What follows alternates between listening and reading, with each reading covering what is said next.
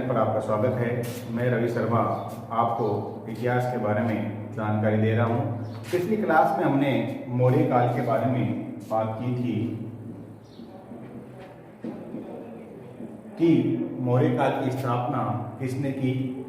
ठीक है, तो चंद्रगुप्त मौर्य ने की थी। ये बात हम पढ़ चुके हैं कि चंद्रगुप्त मौर्य ने मौर्य साम्राज्य की स्थापना की। इस प्रकार बाद में किस किस ने शासन किया? बिंदुसार ने शासन किया। इसके बाद आज हम बात करेंगे मौर्य साम्राज्य में अगले शासक अशोक महा, जो मौर्य साम्राज्य का सबसे शक्तिशाली, सबसे वीर और सबसे प्रसिद्ध शासक हुआ। वो कौन था? अशोक। 273 से 232 ईसा पूर्व। अशोक का काल कब से कब तक है? 273 से 232 ईसा पूर्व। लेकिन इसमें एक बड़ी दिलचस्प कहानी यह है कि इसकी शासन की शुरुआत तो 273 ईसा पूर्व से हो गई थी, लेकिन इसने अपना राज्याभिषेक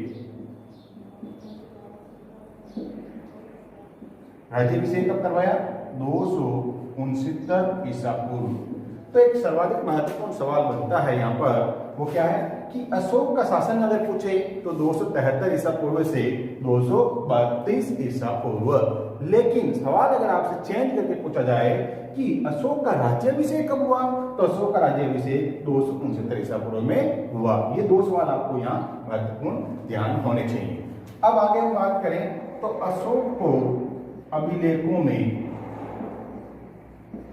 अशोक के जो हमें अभिलेख मिले हैं, अशोक के सर्वाधिक महत्वपूर्ण कई अभिलेख में मिले हैं, उन अभिलेखों में अशोक को क्या नाम से जाना जाता था? तो उसको देव नाम प्रिय और देव नाम प्रियदर्शी,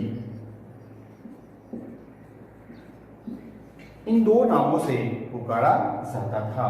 अशोक को अभिलेखों में देवनाम प्रिय और देवनाम प्रियदर्शी नाम से जाना जाता था। अभिलेखों में अशोक के दो नाम हमें मिलते हैं। इसके अलावा अशोक का अशोक नाम जो है वो हमें कहां से मिलता है? सवाल सीधे से पूछा जाता है कि अशोक का अशोक नाम हमें कहां से मिला, तो वो हमें मिला मास्की व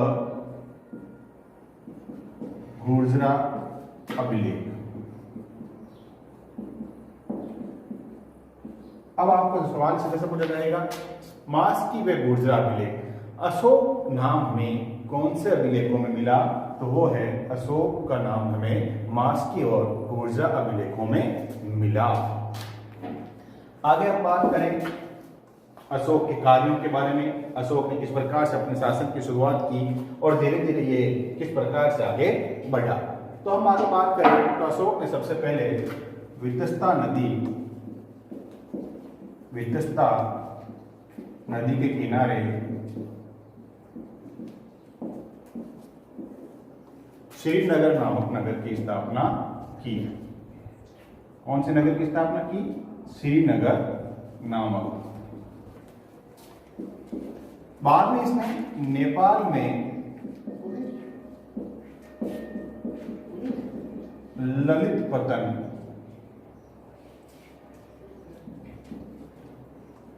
नगर की स्थापना की। तो अशोक के बारे में दो महत्वपूर्ण नगर हैं। पहला वितस्ता नदी के किनारे श्रीनगर नामक नगर की स्थापना की। दूसरा नेपाल में इसने ललितपतन नामक नगर की स्थापना की। तो दो आपको ये महत्वपूर्ण नगर, इसके बारे में ध्यान रखना है। सवाल सीधा सा पूछा जाता है कि श्रीनगर नामक नगर की स्थापना किस शासक ने की?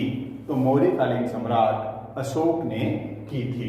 या सीधा सा ललितपतन के बारे में पूछा जा सकता है, तो वो भी अशोक।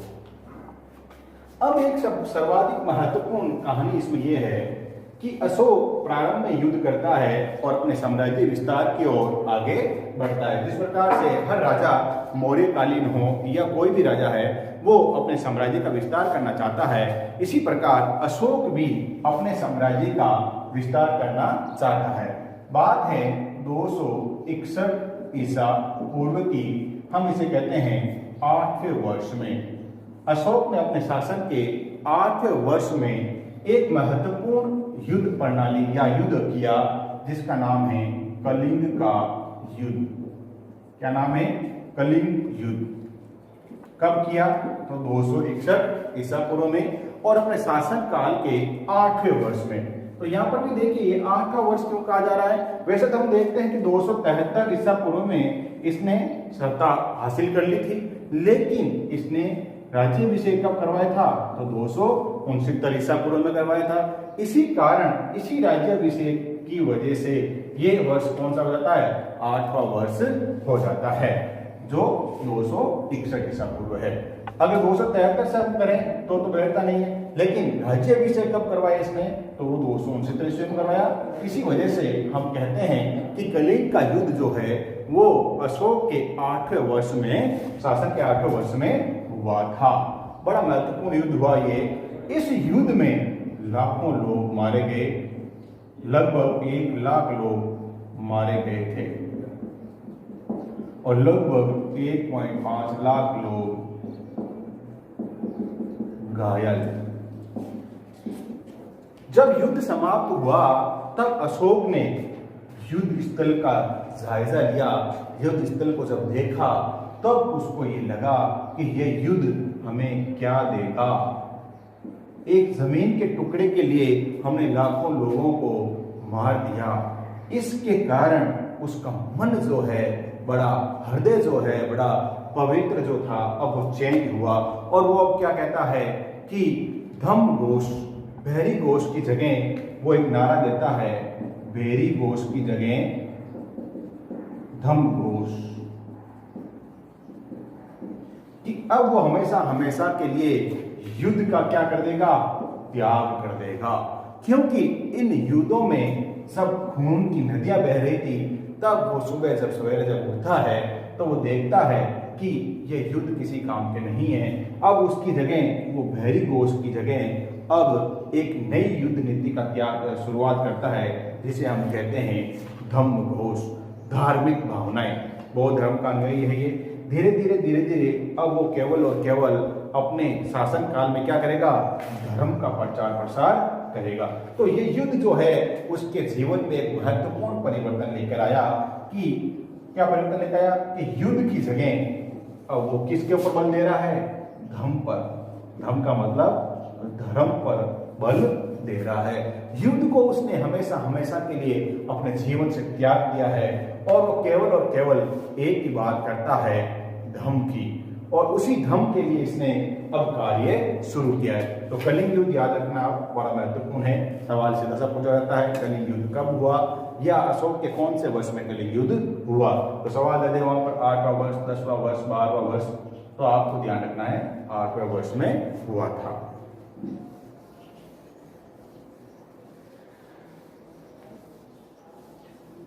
अब अशोक क्या है? धर्म की नींव स्थापित करता है और युद्ध को हमेशा के लिए त्याग चुका है। इसीलिए उसने क्या किया? धर्म प्रतिवेदकों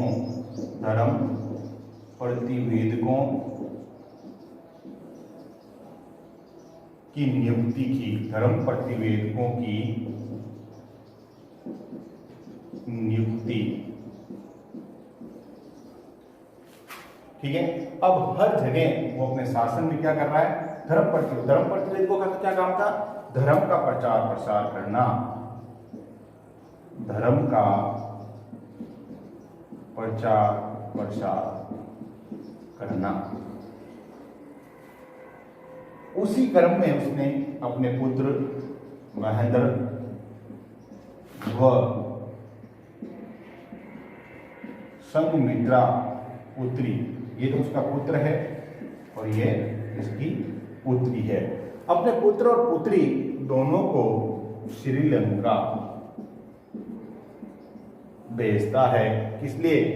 धर्म का प्रचार प्रसार करने के लिए। धर्म प्रतिवेदकों की नियुक्ति करता है। उसके बाद वह अपने पुत्र महेंद्र व पुत्री संघमित्रा को भी धर्म के प्रचार प्रसार के लिए भेजता है।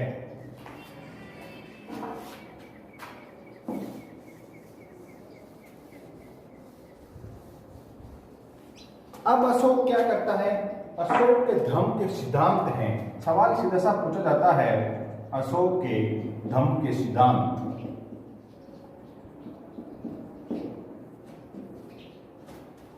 तो 5 सिद्धांत हैं। कितने सिद्धांत हैं? 5। नंबर 1 सहिष्णुता,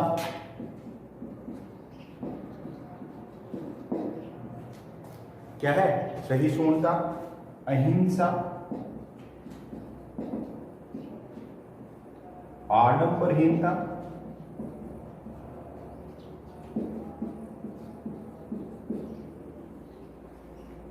लोक कल्याण, पवित्र नैतिकता।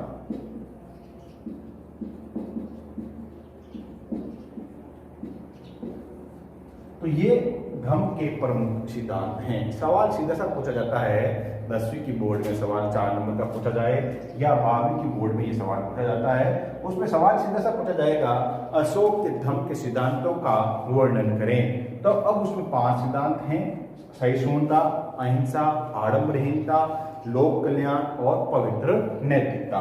तो ये 5 सिद्धांत आपको याद होने चाहिए। तो ये था अशोक। इस प्रकार हमने मौर्य कालीन की प्रमुख शासकों के बारे में बात की, जैसे चंद्रगुप्त मौर्य, बिंदुसार,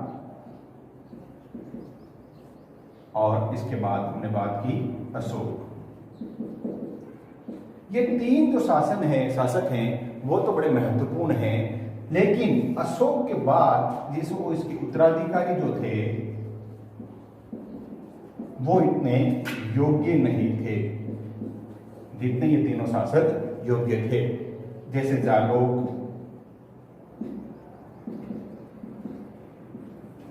लेकिन जो भी इसके बाद जो शासक बने वो क्या थे?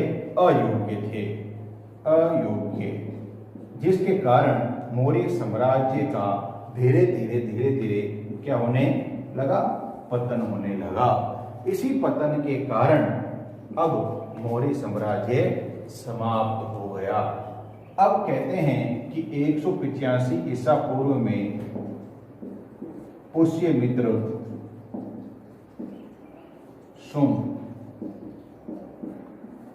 ने अंतिम मौर्य सम्राट वृहदत्त की हत्या करके एक नए साम्राज्य की स्थापना की, जिसे हम कहते हैं शुंग वंश के नाम से जाना जाता है। तो ये जितने भी इसके बाद जो उत्तराधिकारी हुए वो योग्य नहीं होने की वजह से 185 ईसा पूर्व में पुष्यमित्र शुंग के द्वारा एक नए साम्राज्य की स्थापना की गई, शुंग वंश की, ठीक है, और अंतिम मौर्य सम्राट वृहदत्त की हत्या करके।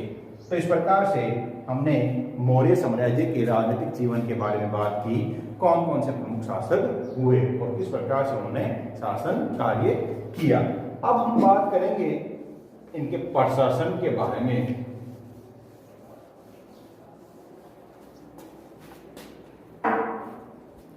कि इनका प्रशासन कैसा था। प्रमुख शासन करने वाले लोग, मंत्रिपरिषद, गुप्तचर प्रणाली, सैनिक, न्यायालय, वो कैसे थे? तो प्रशासन का मुख्य या हम कह सकते हैं सर्वोच्च अधिकारी कौन होता था? राजा। सीधी सी बात है कि सर्वोच्च राज्य का सर्वोच्च अधिकारी कौन होगा? राजा होगा। राजा के बाद क्या होती थी? मंत्रिपरिषद। क्या होती थी? मंत्रिपरिषद। इसी मंत्रिपरिषद में अधिकारी होते थे जिनकी संख्या थी 18। मंत्रिपरिषद का आप अर्थ जानते हैं, जिस प्रकार से आज प्राइम मिनिस्टर और उसकी मंत्रिपरिषद होती है, या सीएम चीफ मिनिस्टर और उसकी मंत्रिपरिषद होती है जो शासन कार्य संभालती है। उस समय में भी शासन का सर्वोच्च प्रमुख तो राजा होता था और उसके बाद उसकी मंत्रिपरिषद होती थी जिसमें लगभग 18 अधिकारी होते थे। और अर्थशास्त्र किसके? कौटिल्य के। इस अर्थशास्त्र में 26 विभागाध्यक्ष मिले हैं। अर्थशास्त्र में हमें कितने अध्यक्ष मिले? 26 अध्यक्ष। विभाग मतलब आप जानती हैं अलग अलग विभाग होते हैं जो अपना कार्य करते, जैसे जल विभाग हो गया, बिजली विभाग हो गया। आज के हिसाब से हम देखें तो उस समय में भी 26 विभागाध्यक्ष होते थे। ये बात में अर्थशास्त्र में मिलती हैं। तो मंत्री परिषद में 18 अधिकारी और अर्थशास्त्र में 26 अध्यक्ष होते थे।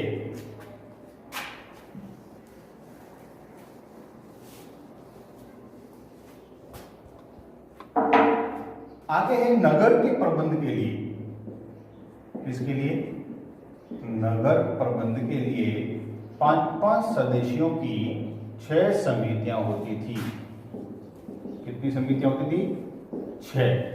5-5 सदस्यों की 6 समितियां होती थी जो क्या कार्य करती थी? नगर का शासन संभालती थी कि नगर में किस प्रकार से कोई शासन संबंधी कार्य करना है। तो ये 5-5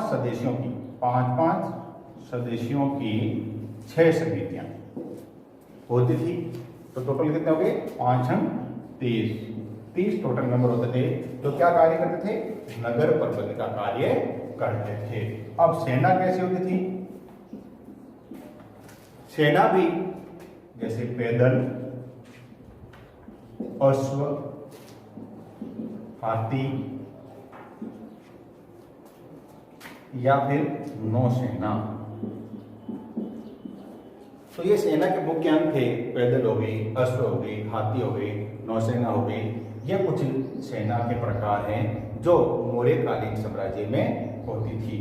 इसके बाद हम बात करें इनकी गुप्तचर प्रणाली। क्या?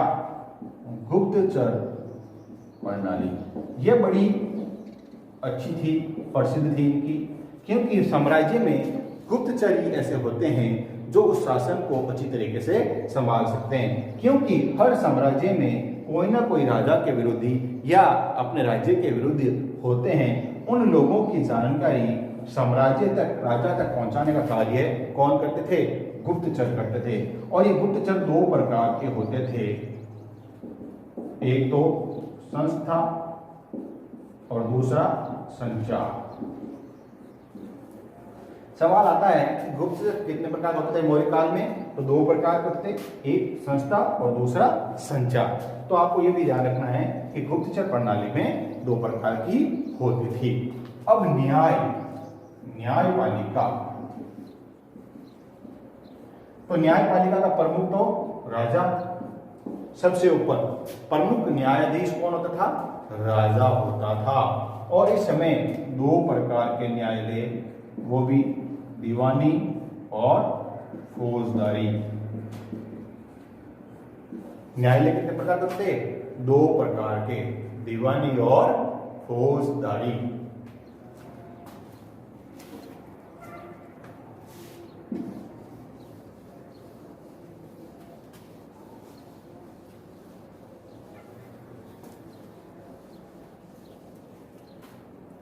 अब संग्रहण व द्रोणमुख। संग्रहण व द्रोणमुख स्थानीय स्तर पर व जनपद स्तर पर। ये 2 प्रकार के न्यायालय और होते थे जिन्हें हम संग्रहण और द्रोणमुख कहते हैं। ये स्थानीय और जनपद, ये आपको ध्यान में होना चाहिए।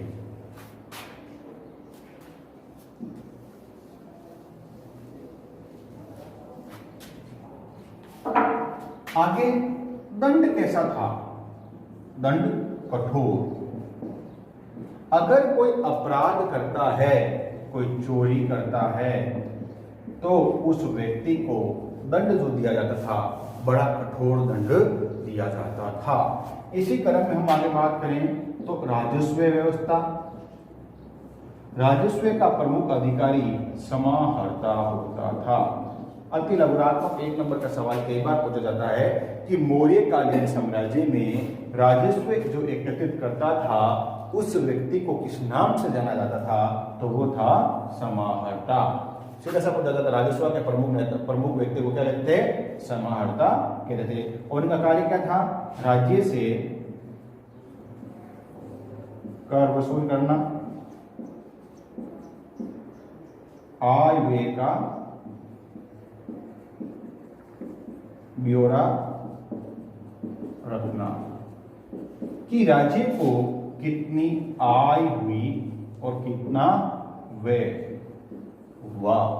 ये खर्चा की देखभाल, आय और व्यय के ध्यान रखने वाला कौन होता था? समाहर्ता होता था। किसमें? मौर्य काल में। तो सवाल सीधा सा पूछा जाता है कि राजस्व की देखभाल करने वाला या आय व्यय का देखभाल करने वाला व्यक्ति कौन होता था? तो वो होता था समाहर्ता। 10वीं की परीक्षा में कई बार ये सवाल पूछा गया है। इसी क्रम में हम ये तो क्या बात की थी हमने कि प्रशासन के बारे में, कि मौर्यकालीन प्रशासन कैसा होता था। तो ये तो था केंद्र सरकार के बारे में कि प्रमुख राजा के नीचे मंत्री परिषद, समाहर्ता, अर्थशास्त्र में 26 विभागाध्यक्ष, 18 अधिकारी, ये अलग अलग होते थे।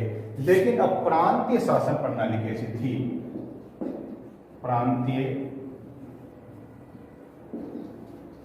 शासन प्रणाली। इस समय अशोक के समय 5 प्रांत थे। कितने प्रांत थे? 5 प्रांत। कौन कौन से? तो एक दक्षिणापथ। कौन कौन से थे? दक्षिणापथ, अवंती। 5 प्रांत थे। कौन कौन से थे? दक्षिणापथ, उत्तरापथ, दक्षिणापथ, अवंती, उत्तरापथ, मध्य प्रांत व कलिंग। तो ये 5 प्रांत थे किसके समय? अशोक के समय कहते थे। या मौर्यकालीन साम्राज्य में साम्राज्य को 5 प्रांतों में, प्रांतों का मतलब राज्यों में, 5 राज्यों में इसे बांटा गया था।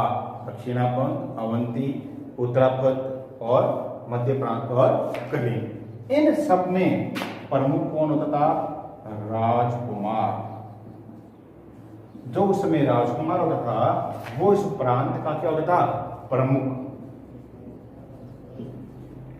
क्योंकि ऊपर तो सर्वाधिक महत्वपूर्ण व्यक्ति राजा होते था। अब जो राजा का पुत्र जो राजकुमार होता था वो इन प्रांतों की देखभाल या प्रांतों का प्रमुख सर्वोच्च अधिकारी राजकुमार होता था। तो हर प्रांत में एक एक राजकुमार को नियुक्त किया जाता था। तो प्रांत के शासन प्रणाली आपको ध्यान में होनी चाहिए।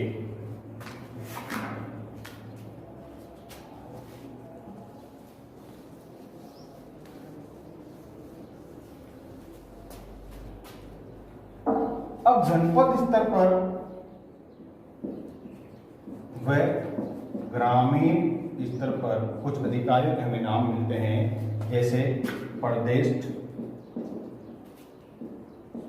राजू, युक्त, और ग्रामीण स्तर पर ग्रामीण अधिकारी। ये शासन कार्य में, साम्राज्य की शासन कार्य में राजा के अधिकारी होते थे जो राजकुमार की सहायता करते थे।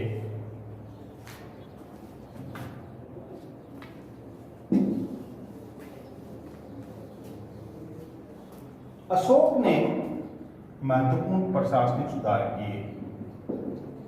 अशोक के समय महत्वपूर्ण प्रशासन में सुधार हुए, क्योंकि अशोक के बारे में हमने पढ़ा है कि उसने हमेशा हमेशा के लिए युद्ध नीति का त्याग कर दिया है और युद्ध की जगह धम्म नीति को अपना लिया है। ये तो हम पढ़ चुके हैं। इसीलिए अशोक ने क्या किया? साम्राज्य में सराय, पानी पीने के लिए प्याऊ, वृक्ष आदि की स्थापनाएं करवाई। मतलब समान राज्य में लोगों के लोक कल्याण के लिए कई कार्य किए। तो प्रशासन में इसने आमूल-चूल परिवर्तन किया, जैसे धर्म अधिकारियों की नियुक्ति की, राजू प्रदेशों की, धर्म महामात्रों की आदि की नियुक्ति की, और राज्य में लोक कल्याण के ऊपर बल दिया। ना कि इसने जनता के ऊपर कोई कठोर प्रणाली अपनाई, ना उनको कठोर दंड दिए ज्यादा, लेकिन जो चोर था, अपराधी था, उसको तो कठोर दंड मिलता ही था, लेकिन ना उसने अत्याधिक कर प्रणाली का लगाया, कर प्रणाली कठोर नहीं थी इसके समय, ठीक है, और अपने प्रशासन में हमेशा ये सुधार कार्य करता रहता था। तो इस प्रकार से आज हमने मौर्य साम्राज्य के बारे में बात की। पिछली क्लास में हमने चंद्रगुप्त मौर्य बिंदुसार के बारे में बात की थी, उसके बाद आज अशोक और उनके प्रशासन के बारे में बात की कि मौर्य काल में किस प्रकार से प्रशासन चलता था, कौन कौन प्रमुख अधिकारी होते। तो एक टॉपिक हमारा 10वीं और 12वीं के हिसाब से मौर्य काल हो चुका है। आगे हम नेक्स्ट क्लास में नेक्स्ट टॉपिक